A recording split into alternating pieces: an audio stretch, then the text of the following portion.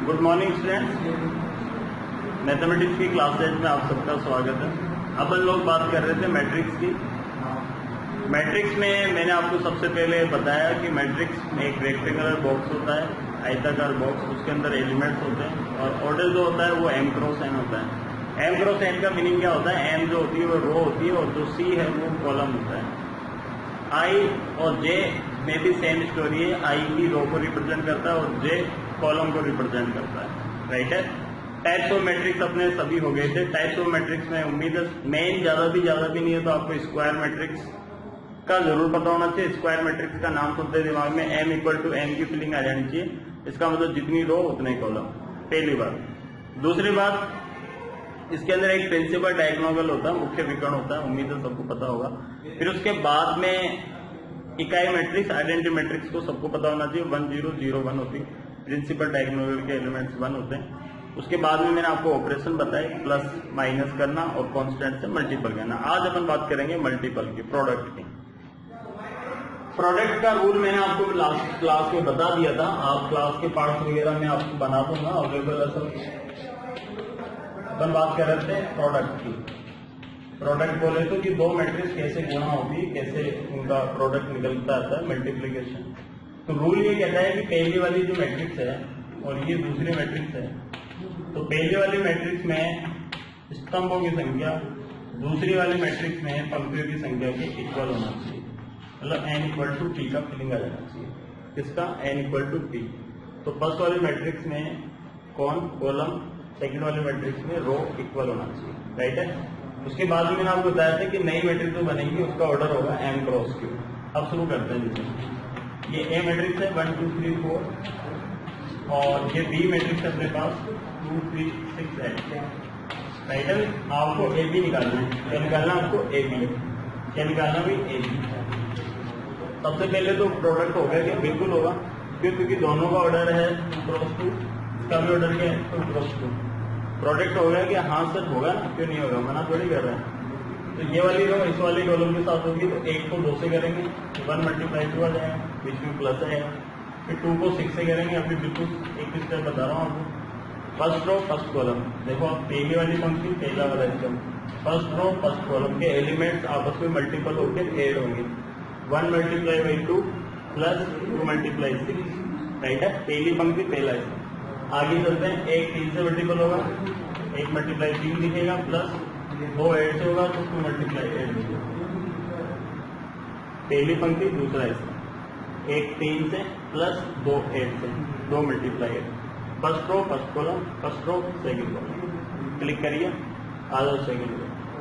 3 4 2 6 से होगा, तो 3 2 से होगा, तो 3 मल्टीप्लाई 2 दिखेगा, प्लस 4 मल्टीप्लाई 6 दिखेगा। वापस से second row first column, second row second row, तो ये हो जाएगा अपने पास 3 मल्टीप्लाई 3 4 8। मतलब ये समझ लीजिए किस तरह से आपको इसका बेसिक कॉन्सेप्ट ये है कि पहली वाली पंक्ति पहले वाले स्तंभ के साथ, पहली वाली पंक्ति ही दूसरे स्तंभ के साथ, पहली वाली पंक्ति ही तीसरा कोई स्तंभ होता, तो इस तरह से ये चलता रहता है। उसी तरह से अगर second row first column, second row second column, second row जो भी है आगे, ठीक है, आपस में मल्टीपल होगी, क्या होगी? ऐड होगी। अब ऐड कैसे करते हैं? वैसे जैसे बचपन से करते हैं।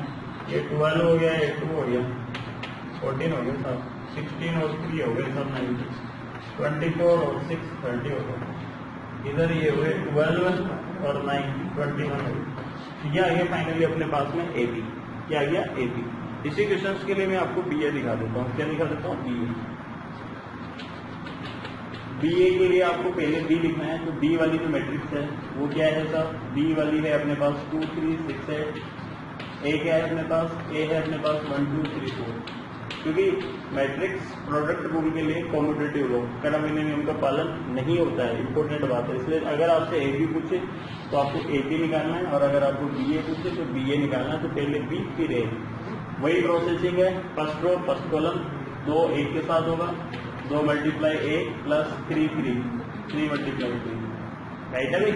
और जब आपकी बहुत अच्छी स्पीड हो जाती है तो आप डायरेक्ट कर सकते हो 2 और ये 9 कितने हो गए? 11। इसमें से किया 4, इसमें से किया 12, कितने हो गए? 14। इसमें से किया 6, इसमें से किया 24 30, इसमें से किया 12, इसमें से किया 32। तो ये हो गया अपने पास 42।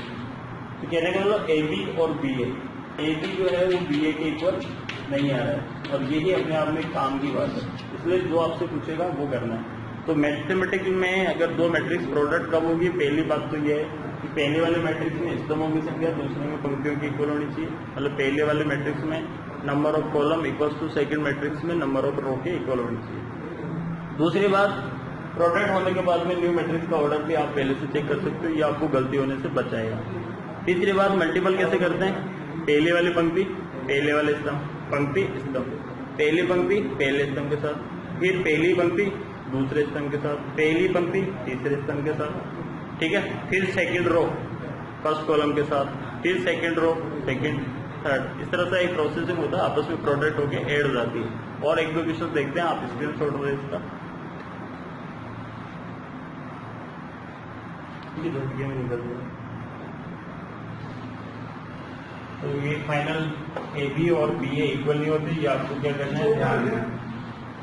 ए b not equal to b a. अब इसका एक और अच्छा सा खूबसूरत सा रिजल्ट दिखा देता हूँ मैं आपको। सीधा सीधा बोर्ड में कई बार क्वेश्चन पूछा हुआ है, ए इक्वल टू है 1 2 3, और ये फेवरेट क्वेश्चन है बोर्ड का 4 5 6, 1 मार्क्स का सीधा सीधा क्वेश्चन आता है, ऐसे भी ज्यादा मार्क्स का चैप्टर ये है नहीं। वो आपसे पूछेगा ए बी बताएं, तो देखो इसका ऑर्डर अभी भी वो इतना ऐसा कोई बच्चा जिसको ऑर्डर नहीं आ रहा। कितनी रो है, एक, कितने कॉलम है, 3, कितनी रो है, 3, कितने कॉलम है, 1। हाँ भी जोड़ेगा क्या, बिल्कुल सर जोड़ेगा, तकलें एक जैसे दिख रही है 3 की। अब देखो ये 1 क्रॉस 1 बनेगा, मतलब ये मिस्टेक होने से आपको बचाएगा। 1 क्रॉस 1 की फीलिंग आ रही है यहाँ पे, मतलब एक ही एलिमेंट आएगा। तो अगर बहुत सारे आ रहे हैं तो वो गलती होने से बच जाओगे। इसको इससे मल्टीपल करोगे 4, इसको इससे करोगे 10, इसको इससे करोगे 80, तो ये हो गया अपने पास 32। कितने हो गए सब, 32। 1 क्रॉस 1 मतलब एक एलिमेंट आया नहीं आया, बिल्कुल आया सर। अगर कल को बी ए निकालना था, क्या निकालना था, बी ए, तो बी ए का नाम सुनते ही बी ए निकाल लो। पहले क्या लिखोगे, 4 5 6, फिर क्या लिखोगे, 1 2 3, होगा क्या 3 क्रॉस 1, होगा क्या 1 क्रॉस 3, मल्टीप्लाई होगा क्या, बिल्कुल होगा सर।